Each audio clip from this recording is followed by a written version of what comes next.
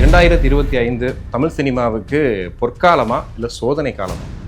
கண்டிப்பாக பொற்காலம்னு சொல்ல முடியாது. பெரிய படங்கள் பார்த்தீங்கன்னா பெருசாக சில ஓடலை. ஆக்சுவலாக Good Bad Ugly was a blockbuster. ஒரே பொங்கலாக இருக்கணும் அல்ல தீபாவளி இந்த மாதிரி ஃபெஸ்டிவல் டைமில் வந்து ஹீரோக்கள் படங்களே 4 படம் 5 படம்லாம் வந்திருக்கு. 4 படம்லாம் வந்திருக்கு. ஆடியன்ஸ் வந்து ஒவ்வொரு கனவும் மாறிக்கிட்டே இருக்காங்கல்ல. நீங்கள் களத்தை கொடுத்தீங்கன்னா அது நல்லா இருந்தால் கொண்டாடுறாங்க. பெரிய படம், பெரிய இயக்குனர், அவரை நம்பி வந்து தமிழ் சினிமாவில் எத்தனையோ ஹிட்டு கொடுத்தவருக்கு அவர் படம் இன்னைக்கு ட்ரோல் செய்யப்படுது. எல்லா காலகட்டத்திலையுமே ட்ரோல் செய்யப்படுறது வேற வேற வெர்ஷன்ல இருந்துச்சு. இப்போ நீங்க சொன்ன அதே பெரிய இயக்குனர் படம் கொஞ்ச நாள் முன்னாடி வேற ஒரு ஹீரோட பண்ணாரு. அந்த படம் டிசாஸ்டர் ஆச்சு. எங்கிட்ட நான் வந்து லிஸ்ட் வச்சிருக்கேன். ஓகே, இருக்கிறதுலே யாரும் எதிர்பார்க்காத இன்னொரு ஹிட் ஆன் பாவம் போல ஒரு 4.5 கோடி ரூபா படம். இந்த வருஷத்தோட மோஸ்ட் டிசப்பாயின்ட்னா நிறைய படம் இருக்கு, நிறைய பேர் இருக்கு. பட் மணிரத்னம் கமல் அந்த காம்போ வந்து எல்லாருக்குமே ரொம்ப பிடிக்கும். இல்ல அதுக்கப்புறம் எல்லாருமே கூலியை தான் பார்த்தாங்க. அதுவும் என்ன அதுவும் மன உளைச்சல் கொடுத்தது இல்ல. ஆமா, அதுவும் கொடுத்துச்சு. ஆனா இது இந்த அடி வந்து வாங்கினதுனால அந்த அடி பெருசா தெரியல. நம்ம மெட்ராஸ் மட்னி மாதிரி ஒரு படம், தக் லைஃபோட கூட வந்த படம். பட் அந்த படம் வந்து slowly picked up like anything else. அந்த வாரம் தக் லைஃபோடைய மன உளைச்சல் காரணமாக கூட யாராவது போய் படம் பார்த்துருக்கலாம். வரும் சும்மா ஆர்டிஸ்ட் 100 கோடி கொடுத்து பிரயோஜனமே கிடையாது. இப்போ லாஸ் ஆகுதுன்னு சொல்லுவாங்களே. இப்போ உண்மையாக சொன்னேன், நம்மலாம் வந்து மன உளைச்சல் கொடுத்த படமாக இருக்கலாம். ஆனால் வந்து அந்த படம் வந்து இது வரைக்கும் யாரும் வந்து லாஸ் ஆச்சுன்னு ஹியூமன் கிரை பண்ணாங்களா? ஏன் பண்ணல? தேனும் ஒரு ப்ரொடக்ஷனாக ஹீரோவுக்கும் ப்ரொடியூசர் அவர் தான், டைரக்டர் ஃபர்ஸ்ட் காப்பி. இவங்களோட ப்ராஃபிட் தானே லாஸ் ஆச்சு. பெரிய ஸ்டார்ஸ் படமே சேட்டலைட் போல ஓடிடி போல சிக்கல் இருக்கு. ஓடிடி போனாலே சேட்டலைட் வாங்க மாட்டாங்க. சேட்டலைட் வாங்க மாட்டாங்க. இதுல பெரிய பிரச்சனை என்னன்னா இன்னி வரைக்கும் சேட்டலைட் போட முடியல. இல்ல எல்லா படங்களுமே இப்போ ஜனநாயகனா இருக்கட்டும் எல்லாமே இதுக்கு முன்னாடி என்ன காஸ்ட் இருந்தோ அதை விட கம்மியா தான் வாங்கியிருக்காங்க இப்போ சேட்டலைட். லோக்கா எடுத்துக்கலாம். படத்தை தியேட்டர்ல கொண்டாடினாங்க. ஓடிடிக்கு வந்ததுக்கு அப்புறம் பாத்தீங்கன்னா நிறைய பேர் அதை பத்தி பேசுறாங்க. இதுல என்ன இருக்குன்னு இவ்வளவு அது நீங்க எப்படி பார்க்கணும்னா, இப்போ பிரச்சனை என்னன்னா, காலையில் வந்து இப்போ இன்னைக்கு காலையில் வந்து அவதார் காலில் ரிலீஸ் ஆச்சுன்னா காலையில் 6 மணிக்கே போய் நான் அவதார் நல்லா இருக்கா நல்லா இல்லைன்னு ரிவ்யூ போட்டால் எனக்கு 1 லட்சம் ஹிட்ஸ் வரும். அன்னைக்கு காலையிலேயே ஒன்று வந்து நாளைக்கு காலை சாயா செத்துரு அப்படின்னு ஒரு படம் வந்துச்சுன்னா, அந்த நாளைக்கு காலை செத்துற படத்தை போய் நீங்கள் ஷூட் பண்ண போனீங்கன்னா அது நீங்களும் நானும் தான் இருப்போம். அதை பார்க்க கூட மாட்டாங்க. உண்மையாகவே நீங்கள் வந்து சந்தோஷப்படக்கூடிய விஷயம் என்னன்னா, வாயை குத்தே எடுத்துங்க. இப்போ இந்த படத்தை தியேட்டரில் கொண்டு வந்துட்டாங்க, எல்லாம் பண்ணிட்டாங்க. இதே படம் ஆந்திராலேயோ கர்நாடகாலேயோ கேரளாலேயோ இருந்தால் உங்களால் ரிலீஸே பண்ணியிருக்க முடியாது. இந்த பெரிய சுதந்திரம் இருக்கிற ஒரே மாநிலம் தமிழ்நாடு தான். இல்ல மர்மர் ஸ்கேம் வந்து பெருசா பேசப்பட வேண்டிய விஷயம் தான் சார். எனக்கு தெரிஞ்சு இந்த வருஷத்துல பிக்கஸ்ட் பிளாக் பஸ்டர் அதுதாங்க. இன்ஃப்ளூயன்சஸ்னால ஓடின ஒரே படம் இது ஒன்று தான். உங்களுக்கு பிடிச்ச டாப் 5 படங்கள் 2025 அண்ணன் கிட்ட ஆரம்பிங்க. இல்ல எனக்கு ஞாபகம் வரல டக்குனு. ஜாலியா ஒரு life. Lanco Harmonia Pavilion Senior Living Apartments at Sriperumbudur 2 BHK just 49 lakhs. Call 7717273747. Tamil cinema கடந்து வந்த பாதையை பத்தி பேச போறோம். எல்லாருக்கும் வணக்கம் அண்ட் வெல்கம் சார். ஃபர்ஸ்ட் நான் கேட்கணும்னு ஆசைப்படுறது, 2025 தமிழ் சினிமாவுக்கு பொற்காலமா இல்ல சோதனை காலமா? அது ரெண்டுமே இல்லைன்னு நினைக்கிறேன். நடுவில் கண்டிப்பாக பொற்காலம்னு சொல்ல முடியாது. ஏன்னா அந்தளவுக்கு படங்கள் ஓடிச்சு. நம்ம புதுசாக இப்போ சொல்லிகிட்டே இருப்போம் இல்லையா, 1000 crores பண்ணணும் அப்படின்ட்டு. தமிழ் சினிமா இன்னும் பண்ணலை அப்படின்னு இல்லை. ஜென்ரலி பார்த்தீங்கன்னா ஓகே, எல்லா வருஷமும் இருக்கிற மாதிரி எல்லா வருஷம் பார்த்திங்கன்னா ஒரு ஆவரேஜாக ஒரு 200 படம் ரிலீஸ் ஆகும். அதில் பார்த்திங்கன்னா ஒரு 80% வேணால் சக்ஸஸ் ரேட்டாக இருக்கலாம். அதாவது ஒரு 160 படங்கள் ஓடாது, ஒரு 20 படங்கள் பிரேக் ஈவன் ஆகும், ஒரு 20 படங்கள் ஒரு ப்ராஃபிட்டபுளாக இருக்கும், ஹிட்லேருந்து பிளாக் பஸ்டராக இருக்கும். மோரர்லெஸ் சில வருஷங்கள் முன்ன பின்ன இருக்கலாம். பட் இந்த வருஷம் நத்திங் எக்ஸப்ஷன். ஐ மீன், சின்ன படங்கள் வழக்கம்போல் ஓடி இருக்கு. பெரிய படங்கள் பார்த்தீங்கன்னா பெருசாக சில ஓடலை. ஆக்சுவலாக அஜித் அவர்களுக்கு 2 படம் இருந்தது. Good Bad Ugly was a blockbuster. Coolie வந்து ஓகே, ஓரளவுக்கு ஓகே இருந்தது. பெருசாக எல்லாரும் 800,000 எக்ஸ்பெக்ட் பண்ணோம், அப்படி எதுவும் ஓடலை.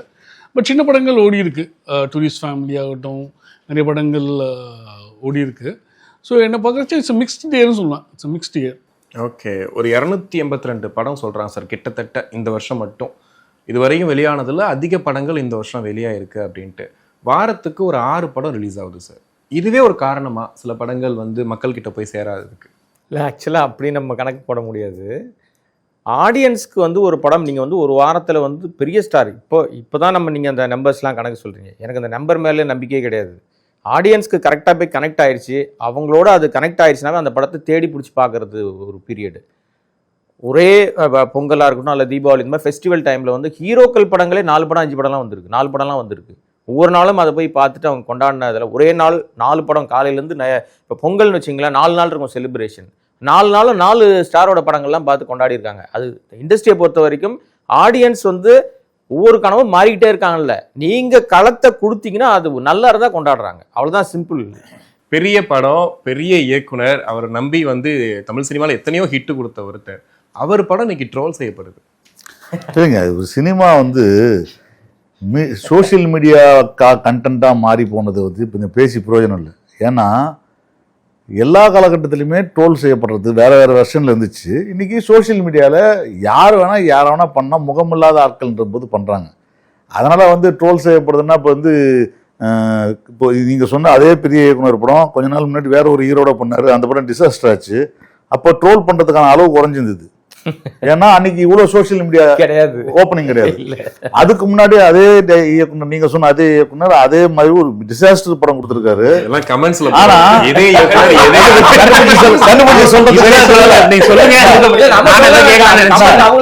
அந்த படம் சொல்லிடக்கூடாதுன்றதுக்காக அதே நானும் சொல்றேன் உங்களுக்கு. இப்ப அந்த படம் வந்து பெரிய எதிர்பார்ப்பு இருக்கு. இந்த படம் அரசியல் ரீதியா பேசப்பட்ட படம், பெரிய டிசாஸ்டர் ஆச்சு. அந்த படத்துக்கு வந்து யாரும் ட்ரோல் பண்ணாமல் இருந்தாங்களா? இருந்திருக்காங்க. ட்ரோல் பண்ணப்பட்ட விதம் வந்து வேற விதமாக மாறி போச்சு. இதை வந்து ட்ரோல் பண்ணுறத ஒரு கொண்டாட்டமாகவும் ட்ரோல் பண்ணுறத வந்து வருத்தமாகவும் யோசிக்கிற காலகட்டத்தில் இருக்கிறதுனால உங்களுக்கு அது பெருசாக தெரியுது. எப்படி வந்து தியேட்டரில் சொல்கிற நம்பர்கள் வந்து பொய்யோ, அந்த மாதிரி டிஸ்ட்ரிபியூட்டர்கள் சொல்கிறது, ப்ரொடியூசர்கள்லாம் சொல்கிற நம்பர்கள் பொய்யோ, அந்த மாதிரியான ஒரு பொய் விஷயந்தான் ஓடிட்டு இருக்க தவிர நம்பர் ஜாஸ்தியாக இருந்துச்சுன்னா எல்லாம் சந்தோஷமாக கொண்டாடலான் இருக்காங்க. 100 கோடி ரூபா போட்டு 101 கோடி ரூபா சம்பாதிக்கிறது, சம்பாதிச்சாங்கன்னா சம்பாதிக்காருன்னு. இப்போ நான் என்கிட்ட நான் வந்து லிஸ்ட் வச்சிருக்கிறேன். இந்த வருஷம் வந்த படங்கள்ல 256 270 தான் இருக்கும் படம். கிட்டத்தட்ட ஒரு 23 படங்கள் போட்ட காசு எடுத்து பிளாக் பஸ்டர் இருக்குதுல, லாபகரமான படங்கள் இருக்கு. டீசெண்டாக தியேட்டரில் ஓடினதுலேருந்து ஆரம்பிச்ச விஷயம் வச்சுங்களேன். இப்போ சும்மா டம்மியாக ஒன்று படிக்கிறேன். மதகஜராஜா ஃபஸ்ட்டு, குடும்பஸ்தன் கிட்டத்தட்ட ஒரு 26 கோடி ரூபா கிராஸு அந்த படம். டிராகன் ஒரு 118 கோடி ரூபா கிட்ட கிராஸ் இருக்கும் அந்த படம். மர்மர் அது ஒரு ஸ்கேம், அதெல்லாம் என்ன சொன்னாலும் சரி. இந்த வருஷத்துல வந்த ஹிட் படத்துல உண்மையாவே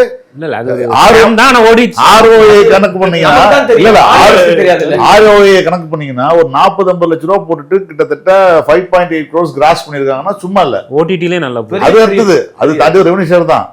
அதுக்கு அடுத்தது பெருசு ஃபயர் ஓட்டிங்க இல்ல,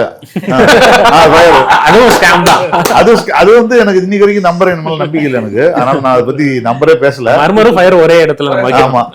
அடுத்தது குட் பேட் அக்லி, அதோடைய லாப விஷயங்கள், லாபம் அதெல்லாம் வந்து பேசுறது வந்து 182 154 கோடி ரூபா பண்ணிச்சு. லாபம்னா தயாரிப்பாக லாபமா இல்லைன்னு தயாரிப்பாக தான் சொல்லணும்.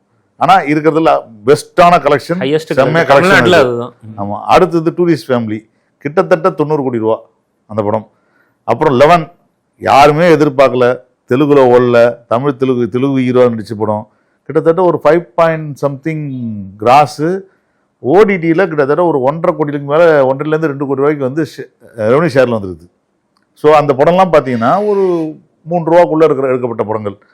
அப்புறம் டிஎன்ஏ அதர்வாவுடைய ரொம்ப நாள் கழிச்சு ஒரு ஹிட் ஆகணும் அப்படின்னு, ஹிட் ஆகுமான்னு யோசிச்சிருந்த காலத்தில் டிஎன்ஏ ஒரு படம் வந்துச்சு. கிட்டத்தட்ட ஒரு 8 ரூபா கிட்ட கிராஸ் பண்ணியிருக்கு. அது தவிர சேட்டலைட் டிஜிட்டல் வித்துட்டாங்க, ஹிந்தி வித்துட்டாங்க. இப்போ அந்த ப்ரொடியூசர் அடுத்த படம் பண்ணிட்டு தான் இருக்காரு. ஸோ லாபகரமான படம் தான்.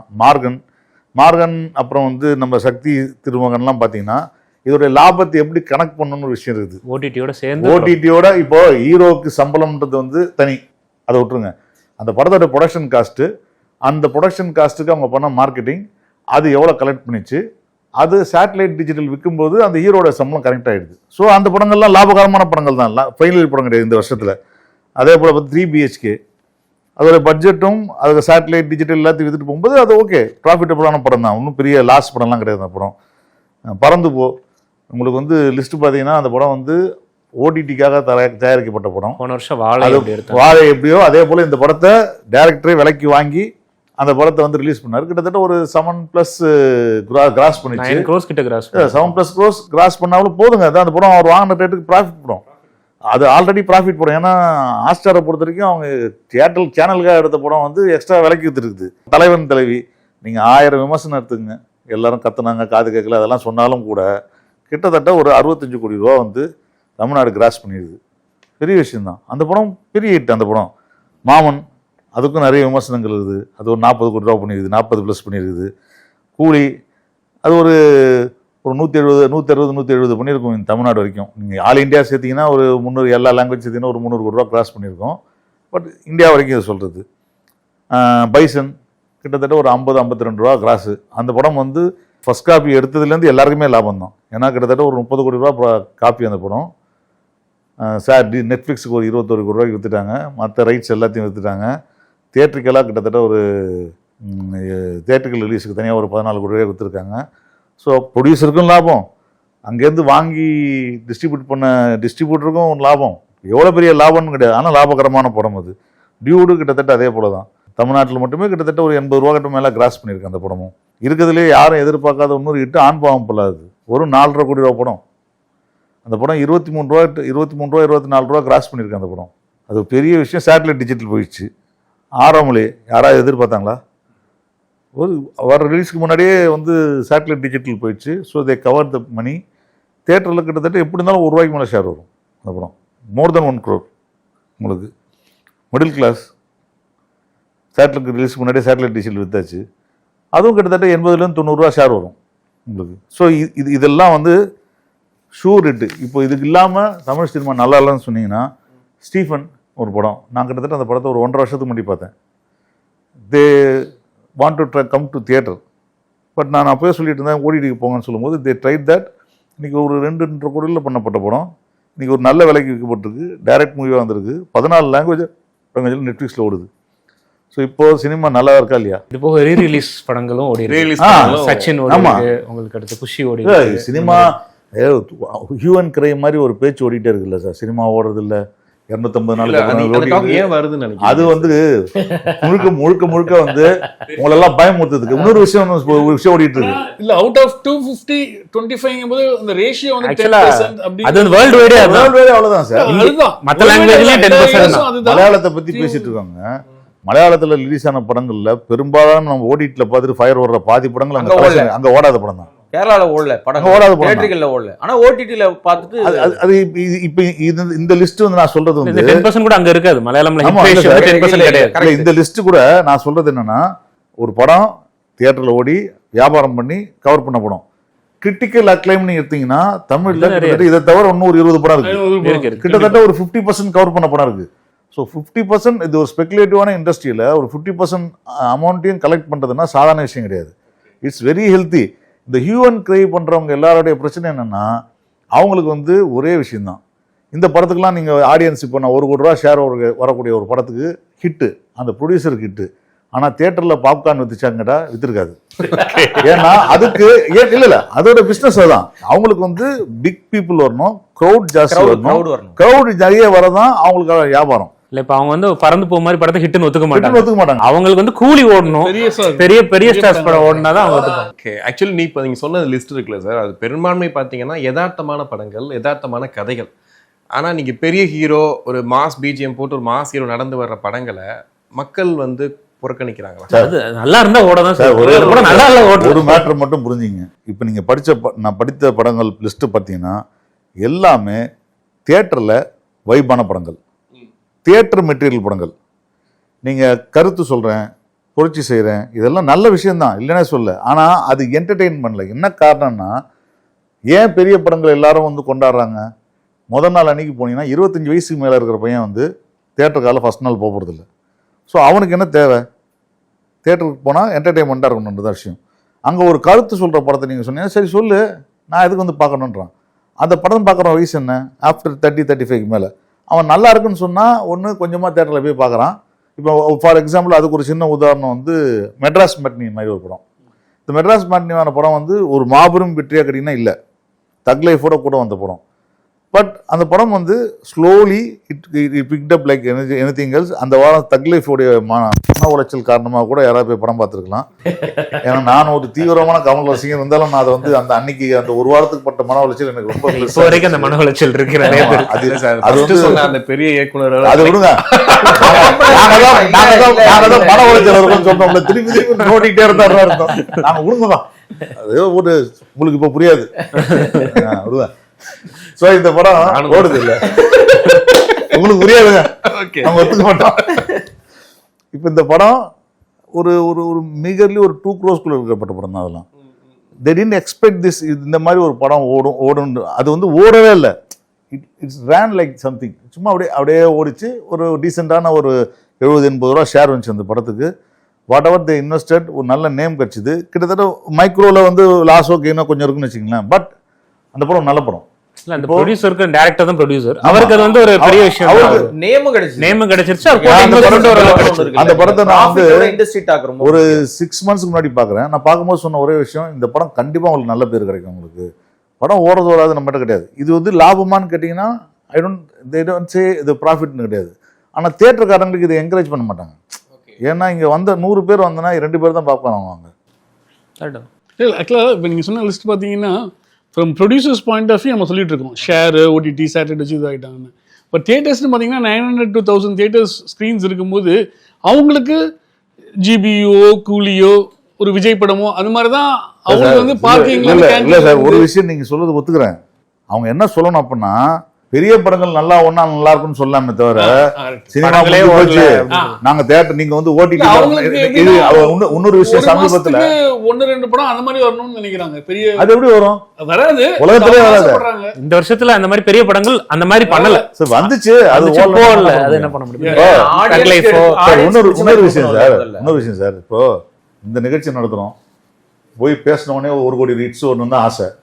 அது வருமா இல்லையான்றது நம்ம பேசினதுக்கு அப்புறம் தான் தெரியும். அது அவனுக்கு பிடிச்சி அவன் பார்க்கணும். இதே போல காலையில இருந்து 4 சேனல்ல பேசினதுக்கும் இவன் காலையில அந்த சேனல் இதான் பேசினான்னா மாத்தி பேச வேண்டிய கட்டாயத்துல தான்.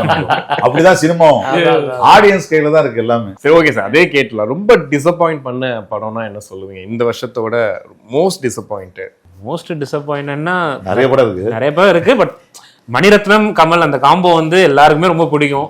சாங்ஸ் எல்லாமே ஹிட் ஆகிருந்தது. ஸோ அது வரப்போ அதோட வந்து தாக்கம் வந்து 1 மாசம் 2 மாசம் போச்சு.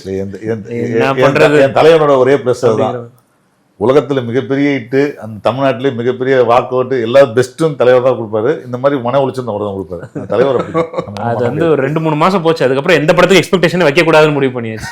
அதுக்கப்புறம் எல்லாருமே கூலியை தான் பார்த்தாங்க. அதுவும் மன உளைச்சல் கொடுத்தது இல்ல. ஆமா, அதுவும் கொடுத்துச்சு. ஆனா இந்த அடி வந்து வாங்கினதுனால அந்த அடி பெருசா தெரியல. நம்ம அதுக்கும் கமல்ஹாசன் உதவ வேண்டியது. இண்டஸ்ட்ரியை மாத்துறதே அவர்தான் ப்ரிப்பேர் பண்றாரு. இந்த ஆடியன்ஸ் எப்படி சார் எடுத்துக்கிட்டாங்க ஆக்சுவலி? ஏன்னா பெரிய எக்ஸ்பெக்டேஷனோட படங்கள் வருது, குடும்பத்தோட போய் படம் பார்க்குறோம். படம் பார்த்துட்டு வெளியே வரும்போது சில பேருக்கு படம் பிடிச்சிருக்கு, சில பேருக்கு படம் பிடிக்கல. அப்படின்னும் போது கிட்டத்தட்ட ஒரு 2000-3000 ரூபாய் ஒரு நாள் இன்வெஸ்ட் பண்ண வேண்டி இருக்கு. அப்போ ஆடியன்ஸ் எப்படி பார்க்குறாங்க? ஒரு பெரிய படம், லோகேஷ் கனகராஜா, வா சூப்பர், அவர் படம் செம்மையா இருக்குன்ட்டு போறோம். அங்க இருக்கக்கூடிய அந்த டெக்னீஷியன்ஸை பார்த்துட்டு படத்துக்கு போறோம். அப்படின்னும் போது அவங்க ஆடியன்ஸோட இது என்னவா இருக்கு? சரி, பேசிக்கலி ஆடியன்ஸ் வந்து ரிப்பீட் வாட்சிங் வந்து அப்படியே போயிடும். ஏன்னா ரிப்பீட் வாட்சிங் வந்து ஆடியன்ஸ் சப்போஸ் இந்த ஓப்பனிங் எக்ஸ்பெக்டேஷனில் ஃபர்ஸ்ட் டைம் போய் பார்த்துருவாங்க. நிறைய படங்கள் பார்த்தீங்கன்னா அந்த காலத்து எப்பயுமே கிளாசிக் படங்கள் ரிப்பீட் வாட்ச் நிறைய இருக்கும். ஸோ அது அப்படியே உங்களுக்கு இதாகிடும். இன்னொன்று சப்சிக்வெண்ட் டேஸ்லேயே பார்த்தீங்கன்னா சில இந்த நம்ம படங்கள்லேயே வந்து ஆடியன்ஸே வராமல் இருந்துட்டாங்க. லைக் இப்போது ஃப்ரைடே டு சண்டே நீங்கள் ரிசர்வ் பண்ணிட்டீங்கன்னா போய் பார்த்தாகணும்.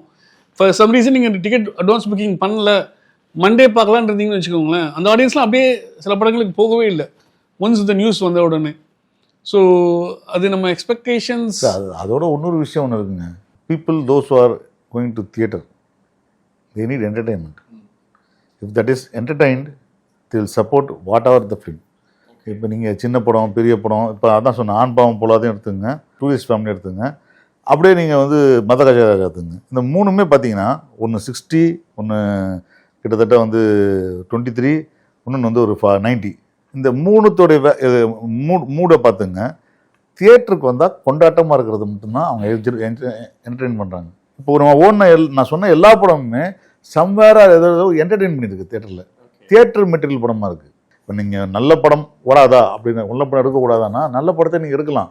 எடுக்கும்போதே அதுக்கான பட்ஜெட்டை செலக்ட் பண்ணி இந்த படம் தியேட்டரில் இவ்வளோ தான் ஓடுன்னு நம்பிக்கை இருக்கணும். இப்போ ஃபார் எக்ஸாம்பிள் ஹோம் பவுண்ட் எடுத்துங்க. ஹோம் பவுண்டு படம் எடுத்த போது கோவா ஃபெஸ்டிவலில் போகும்போது அந்த டேரக்டர் புலம்புறாரு, எனக்கு பிவிஆரில் வந்து மெயின் ஸ்க்ரீன் தரலன்னு. இத்தனைக்கும் தர்மா ப்ரொடக்ஷன்ஸ் டேக் ஓவர் அந்த படம். ஹூவர் இட் மே பி, தியேட்டரில் போட்டு ஒரு நல்ல சென்சிபிள் கண்டென்ட் நான் போடுறேன், இது நல்ல ரிவ்யூஸ் கிடச்சிதுன்னு சொன்னால் அதை பார்க்குற ஆடியன்ஸோட மனநிலை அந்த சென்சிபிலிட்டி இருக்கிறவங்க தான் தியேட்டருக்கு போகிறான். இல்லாட்டா என்ன பண்ணுறான்னா, எனிவே நான் இன்னைக்கு சினிமா யாரும் பார்க்காம இல்லவே இல்லை, எல்லாரும் பார்க்குறாங்க, பார்க்குற இடம் மாறிட்டே இருக்கு. ஓகே, அப்போ பார்க்குற இடம் மாறும் பொழுது நீங்கள் ப்ரிப்பேர் ஆகும்போது இந்த பட்ஜெட்டில் நம்ம பண்ணணும், இது பண்ணால் இது பிரேக் ஆகணும் வைக்கணும். வரும் சும்மா ஆர்டிஸ்ட் 100 கோடி கொடுத்து பிரயோஜனமே கிடையாது. இப்போ லாஸ் ஆகுதுன்னு சொல்லுவாங்களே. இப்போ உண்மையாக சொன்னேன், நம்மலாம் வந்து மன உளைச்சல் கொடுத்த படமாக இருக்கலாம், ஆனால் வந்து அந்த படம் வந்து இது வரைக்கும் யாரும் வந்து லாஸ் ஆச்சுன்னு ஹியூமன் கிரியேட் பண்ணாங்களா? ஏன் பண்ணல?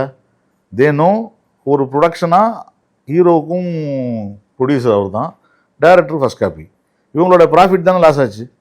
மற்றபடி அவங்களுக்கு எல்லாருக்கும் வியாபாரம் நடந்துச்சு, எல்லா ஏரியாவும் காசு கொடுத்துட்டாங்க, தேட்டர்லைட் விற்றுட்டாங்க, டிஜிட்டல் விற்றுட்டாங்க, அவங்க ப்ராஃபிட்டில் நஷ்டம்.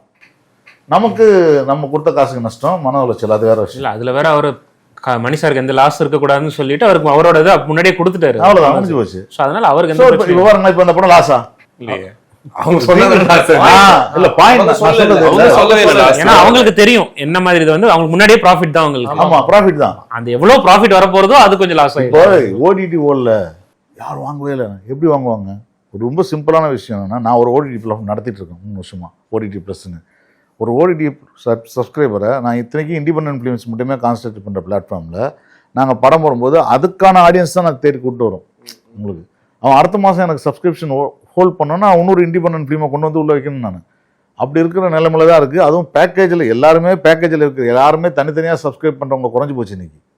ஏதாவது பண்டிலில் தான் வாங்க வேண்டியது. அந்த பண்டிலில் அவனுக்கு வந்து நீங்கள் 1800 ரேட் போட்டுக்கலாம். அமேசானோ யாராவது அவன் எவ்வளோ ரூபாய்க்கு கொடுக்குறான்றது அவனுக்கும் அந்த கம்பெனிக்கு மட்டும்தான் தெரியும். ஸோ இவ்வளோ பிரச்சனைகள் நடக்கும்போது 120 கோடி 130 கோடின்னு ஒரு காலத்தில் படங்கள் வாங்கினது உண்மைதான். ஆனால் இப்போ ஒரு பெரிய பிரச்சனை இருக்குது. நீங்கள் 8 வாரம் 10 வாரம் சொல்கிறீங்க இல்லையா? இந்த 8 வாரம் 10 வாரம் வரும்போது என்ன ஆகும்னா, ஆல்ரெடி தியேட்டரில் படம் பார்க்குறாங்கலாம் பார்த்துடுறான் இந்த படத்தை. இந்த படங்களை ஓடிடியில் போடுறதுனால they didn't get new subscribers. அதுதான், அது ஒரு பெரிய ப்ராப்ளம் இருக்குது. இந்த ரேட்டு குறைஞ்சதுக்கான மிக முக்கியமான காரணம் என்னென்னா, ஓவர் வியூவிங்காக எல்லாரும் பார்த்துறீங்க. விக்ரம் எல்லாரும் பார்த்துட்டீங்க, ஜெயிலர் எல்லாரும் பார்த்துட்டாங்க, இல்லாட்டா அந்த கலெக்ஷன் வர்றதில்ல. அப்போ மிச்சம் இருக்கிறவன் வந்து அவன் பார்க்கவும் அவன் புதுசாக சப்ஸ்கிரைபர் ஆக மாட்டான். அதே ஒரு மீடியாக்கார் படம், ஒரு நல்ல கிரிட்டிக்கல் ரிவ்யூஸ் இருக்குது, அந்த படத்தை அவன் வாங்கி போட்டான்னா அதை தேட்டரில் பார்க்கணும் இல்லாமல் ஒரு நல்ல குவாலிட்டி கண்டென்ட் பார்க்கணும்னு நினைக்கிறவன் அவன் ஆட்டோமேட்டிக்காக அதை சப்ஸ்கிரைப் பண்ணுறான். இல்லை அதே தான் உங்களுக்கு வந்து சேட்டலைட்டும் அதான் பிரச்சனை ஆயிடுச்சு. வெறும் ஓடிடில எல்லாம் பார்க்கறதுனால யாரும் சேட்டலைட்ல பார்க்கறது இல்லை, சேட்டலைட் வாங்க மாட்டாங்க. இல்லை, லீனியர் டிவியோட காலம் முடிய போயிடுச்சு. நிறைய பிரச்சனையா தான். இப்போ பெரிய ஸ்டார்ஸ் படமே சேட்டலைட் போல ஓடிடி போல சிக்கல் இருக்கு. ஓடிடி போனாலே சேட்டலைட் வாங்க மாட்டாங்க, சேட்டலைட் வாங்க மாட்டாங்க. இதுல பெரிய பிரச்சனை என்னன்னா, இன்னி வரைக்கும் சேட்டலைட் போட முடியல. இன்னும் இல்ல எல்லா படங்களுமே இப்போ ஜனநாயகனா இருக்கட்டும் எல்லாமே இதுக்கு முன்னாடி என்ன காஸ்ட் இருந்ததோ அதை விட கம்மியா தான் வாங்கியிருக்காங்க இப்போ சேட்டலைட். அது அதிகமாக போறது இல்லை. அது இல்லை, லீனியர் டிவி முடிய போதுங்க. அது உண்மை டிவி எவன் வந்து சேட்டலைட்டும் ஓடிடியும் வச்சிருக்கானோ அவன் மட்டும்தான் இதுல சர்வே ஆக முடியும். இந்த டெலிவிஷன் சேட்டலைட்ல ஓகே, இல்லைன்னா சர்வே ஆக முடியாது. ஆக்சுவலி இப்போ பிஸ்னஸ் பற்றி நிறையா பேசிட்டோம் சார், கொஞ்சம் ரசனைக்குள்ளே வருவோம். இட்லி கடை நல்ல படமா இல்லை மோசமான படமா, இல்லை வந்து அந்த படத்தை எப்படி பார்க்குறோம் நம்ம? படம் ஓடிச்சு ரிவ்யூவரா ஓடலையா அது நீங்கள் பிஸ்னஸை விட்டுருங்க. இல்ல ஏன்னா இன்னைக்கு படம் பிசினஸ் வந்து படம் ஆடியன்ஸ் நல்லா இருந்தா தானே படம் பிசினஸ் ஆகுது. ஆமா ஆமா, அப்போ பிசினஸ் வச்சு நீங்க சொல்லிடலாம் படம் நல்லா இருந்தா நல்லா, அவ்வளவுதான். ஓகே, பிசினஸும் ரசனையும் வேற வேற கிடையாது, ரெண்டும் ஒண்ணுதான்.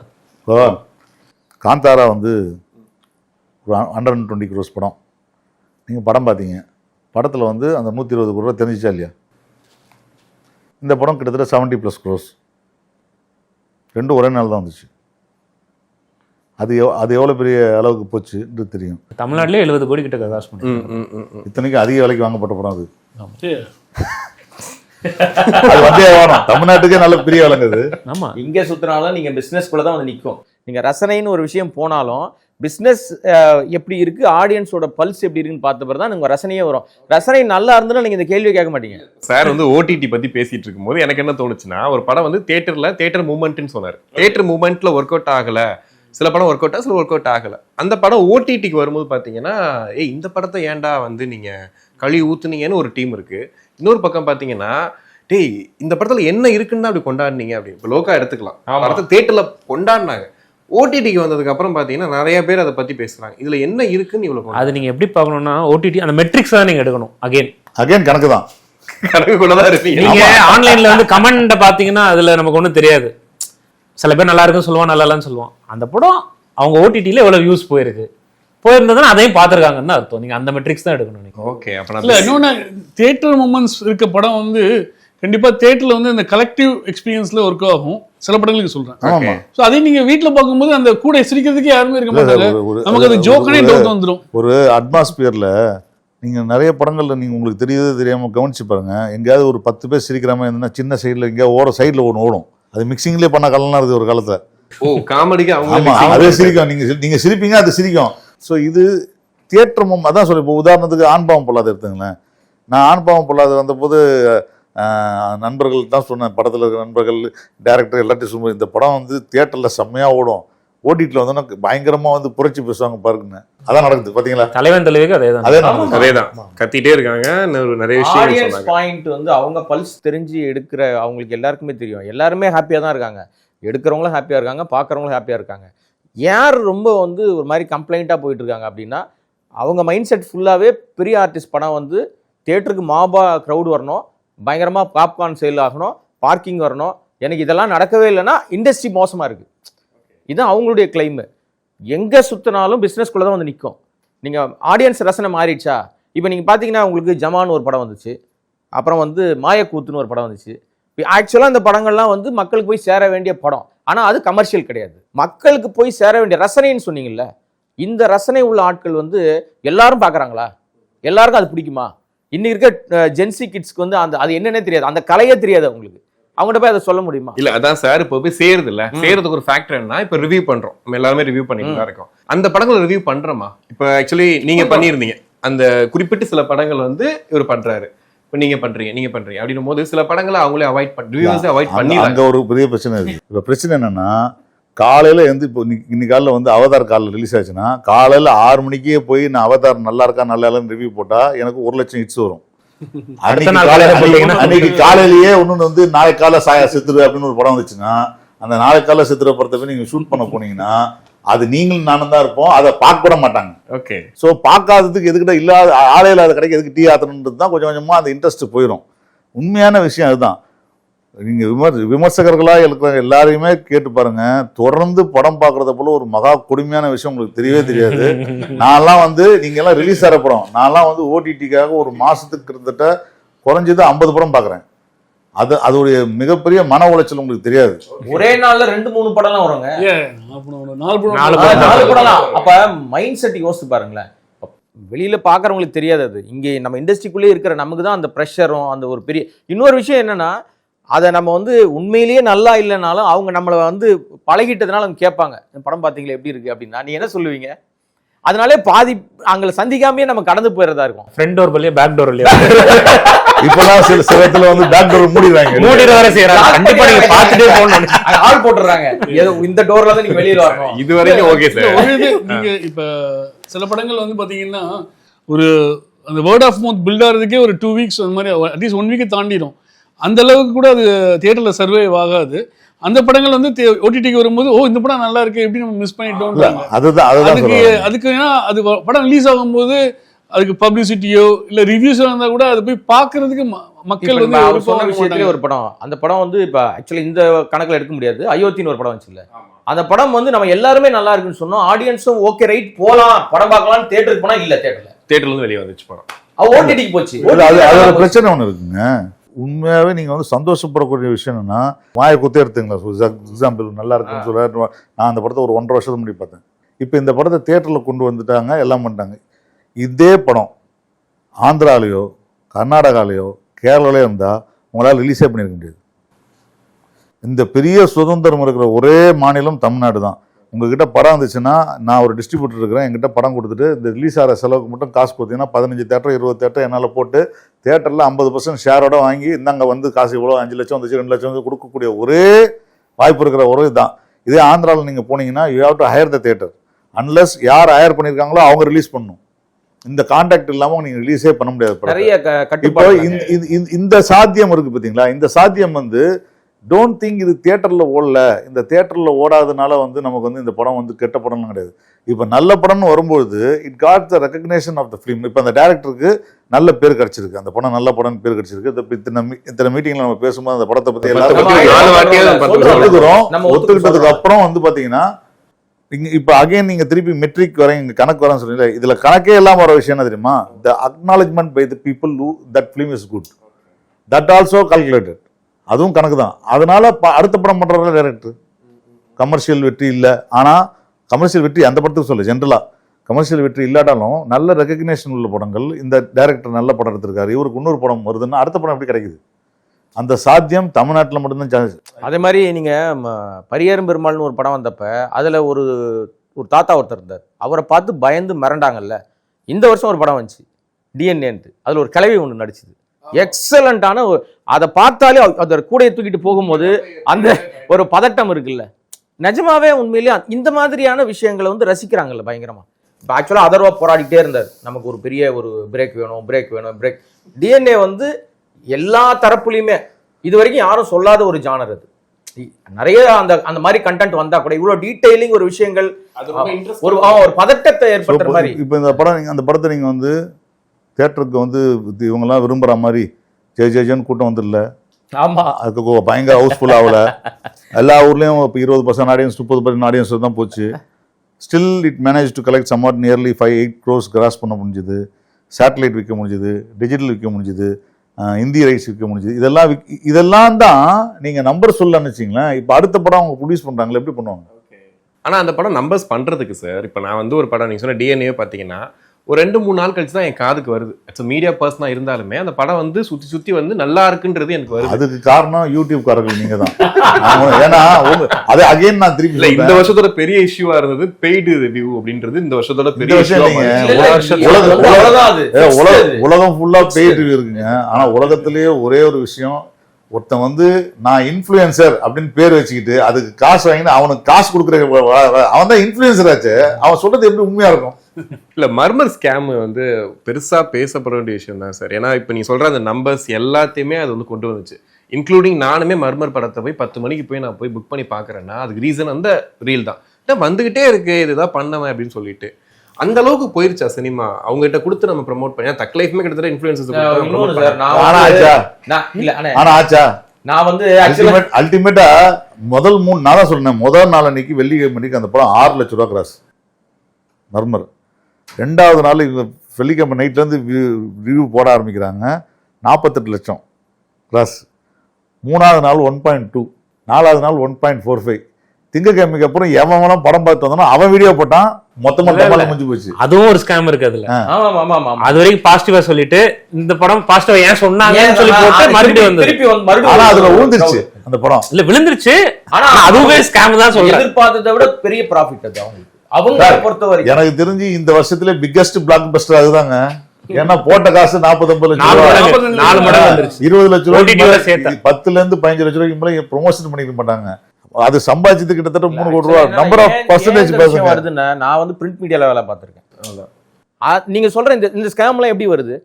அவங்க அதை பார்த்தானே போனாங்க உள்ள. இப்போ நீங்களே என்ன சொல்றீங்க, 10 மணிக்கு நம்ம இந்த படத்தை போய் பார்த்துடணும், எப்படி என்ன அது ரொம்ப தொடர்ந்து வந்துட்டே இருக்கு, அப்படி என்ன இருக்கு இதுல அப்படின்னு நம்ம போறோம்ல. அங்கதான் அவங்களுடைய பாசிட்டிவ் விஷயத்தை அதை எடுத்துக்கிறாங்க. ஸ்கேம்ன்றது வெளியே வந்துருது. எனக்கு தெரிஞ்சு இன்ஃப்ளூயன்சஸ்னால ஓடின ஒரே படம் இது ஒண்ணுதான். மிச்சம் எல்லா படமுமே இன்ஃப்ளூயன்சஸ்னால ஊத்தி முடியுது. அதான் அந்த ஓவர் ரேட்டட் கமெண்டே அந்தந்த படங்கள் தான் தீர்மானின்னு நினைக்கிறேன். இப்போ மணிரத்னம் சார் வந்து நம்ம எல்லாரும் என்ன சொல்லிட்டு இருந்தோம், 33 வருஷமா ஒருத்தர் வந்து இண்டஸ்ட்ரியில் இருக்காருப்பா அப்படின்னு சொல்லிட்டு இருந்தோம். தக் லைஃப் வந்ததுக்கப்புறம் என்ன சொல்கிறோம், ஒவ்வொருலாம் ஓவர் ரிலேட்டட் அப்படின்றோம். போன வருஷம் வரைக்கும் லோகேஷன் வந்து பயங்கரமாக கொண்டாடிட்டு இருந்தோம். கூலி சரியில்லை, லியோ கொஞ்சம் ஓவராக இருக்குது அப்படின்னு சொன்னோன்னு இப்போ என்ன சொல்கிறோம், அவர் ஓவர் ரேட்டட். சுந்தர்சி இதே வருஷத்தில் மதகஜராஜா கொடுத்தாரு, அப்பா இவர் மாதிரி காமெடி யாருமே கொடுக்க முடியாது, கேங்கர்ஸ் கொடுக்குறாரு, திட்டுறோம்.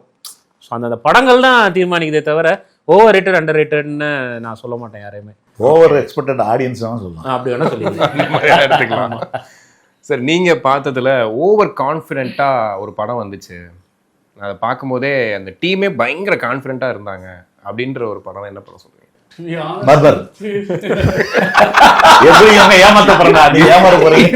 சூப்பர். இப்போ வந்துட்டு உங்களுக்கு பிடிச்ச டாப் 5 படங்கள் 2025 ஒவ்வொருத்தங்களா சொன்னா நல்லா இருக்கும் சார். அண்ணன் கிட்ட ஆரம்பிங்க. ஆளுங்க இல்ல இல்ல எனக்கு ஞாபகம் வரல டக்குன்னு. சரி, இங்க இருந்து ஆரம்பிக்கிறேன். இந்த படம் வரல, அந்த படம் சிறைன்னு ஒரு படம். Okay. அது எனக்கு ரொம்ப பிடிச்சிருந்தது, பார்த்துட்டேன். ஸோ அது ஒரு 25க்கு ரிலீஸ் ஆகும். ஆமா 25. அப்புறம் வந்து Dragon, Bison, Yamakaathagi, good day. Good day. Super super. இதுல யமகாதகி கண்டிப்பா அதை மென்ஷன் பண்ணி ஆகணும். எனக்கு ரொம்ப பிடிச்ச படம். என்னோட வந்து கொஞ்சம் கமர்ஷியலாக இருக்கும், இப்போயே சொல்லிடுறேன். ஃபஸ்ட்டு வந்து குட் பேட் அக்லி, செகண்ட் வந்து கூலி, தேர்டு வந்து விடாமுயற்சி, ஃபோர்த்து வந்து டூரிஸ்ட் ஃபேமிலி, ஃபிஃப்த்து வந்து பைசன். Super sir. நீங்க ஆக்சுவலாக ரொம்ப ரசித்த படம் வந்து பறந்து போ. ஆக்சுவலாக எதிர்பார்க்கவே இல்லை இப்படி ஒரு ஜானர் 2 பேர் இருக்கும். நல்லாவே இருந்தது எனக்கு. அதுதான் நான் இந்த வருஷம் ரொம்ப ரசித்த ஒரு விஷயம். அதுக்கப்புறம் டிஎன்ஏ, அதுக்கப்புறம் பார்த்தீங்கன்னா உங்களுக்கு வந்து நான் கூலி ரொம்ப எக்ஸ்பெக்டேஷனோடு இருந்தேன். அதுக்கப்புறம் வந்து மாயக்கூத்து, அதாவது tourist family. Okay super sir. சரி, உங்களுக்காக சொல்றேன். எனக்கு ரொம்ப பிடிச்ச படம் வந்து பயோஸ்கோப்னு ஒரு படம்.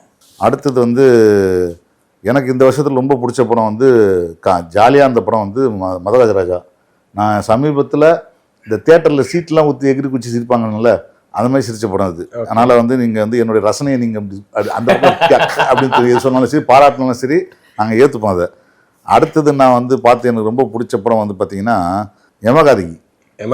யமகாதகி வந்து எனக்கு ரொம்ப பிடிச்சது. அந்த படம் வந்து செகண்ட் ஹாஃபில் வந்து கொஞ்சம் முன்ன பின்ன ஒரு பட்ஜெட்டாகவும் நிறைய பிரச்சனைகள்லாம் இருந்தாலும் கூட அந்த படம் வந்து எனக்கு நல்லா இருந்துச்சு. அந்த படம் என்னடா படமே பறந்து போ எனக்கு ரொம்ப பிடிச்சது அந்த படம்.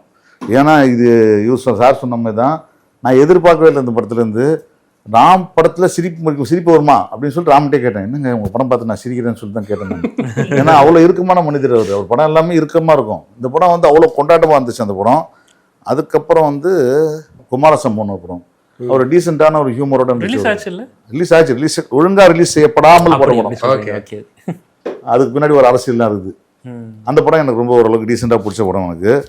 அதற்கப்புறம் வந்து ஆண் பாவம் பொல்லாதது நான் ரொம்ப என்ஜாய் பண்ணேன் தியேட்டரில்.